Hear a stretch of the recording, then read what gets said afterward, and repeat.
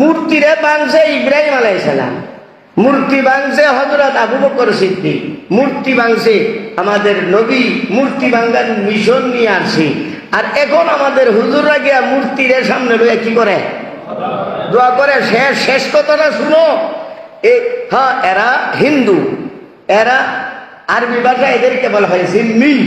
এদের জান মালের নিরাপত্তা দেওয়া সরকারের দায়িত্ব। আমাদের জানমালের নিরাপত্তার যেমন হুকুম, এদের জানমালের নিরাপত্তা এমন। কিন্তু এইগুলি কি তাদের অনুষ্ঠানে গিয়া মূর্তিগুলোর সামনে গিয়া দোয়া করতে হবে না? যদি অনুদান দিতে হয়, প্রতিনিধি পাঠাইয়া অনুদান দিয়ে আসুন।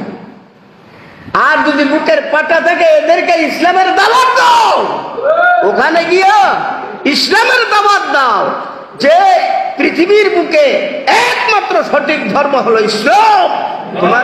তোমাদেরকে দাওয়াত দিচ্ছি, তোমরা কলমা পড়ে নাও। নিজের দাওয়াত দিব দূরের কথা, কলমা গিয়া হেরার কাছে বেদ চাইতেছে।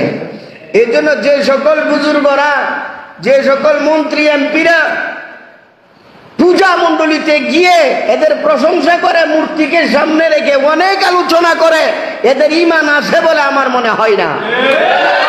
নতুন কইরা চাইছে বড় মুফতি সাহেব হোক, মুফতি কি আবার জিবরাইল হইলেও বলতে চাই ঈমানের নূর অন্তত থেকে গেছে গা।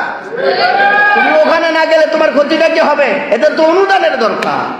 অনুদান তুমি প্রতিনিধি পাঠাও, অথবা ওখান থেকে ডাকো সভাপতি সেক্রেটারিকে, 10 টাকার জায়গায় 20 টাকা দিয়ে দাও। না করছে না কেন?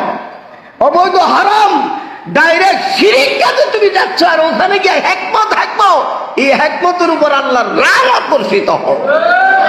যে সকল মৌলবীরা অথবা মন্ত্রী এমপিরা, এখন বুঝেন তো উপদেষ্টা যারা, হ্যাঁ ওই মন্ত্রী এমপি গিয়া মূর্তিকে সামনে রেখে যারা প্রশংসনীয় আলোচনা করছে, গুনাহ কি? গুনাহ এটাই, এরা যে ঈমানদার আমার মনে হয় না। ঈমান চলে গেছে, শিরিক তো দূরের কথা, ঈমান। কারণ এদেরকে সাপোর্ট করা, এরা জিম্মি হিসাবে এদের সাহায্য করো, কুটিবার নিরাপত্তা দাও, কুটিবার, অসুবিধা নাই। আল্লাহ এদেরকে বুঝবার তৌফিক দান করুক। সবাই বলেন আমিন।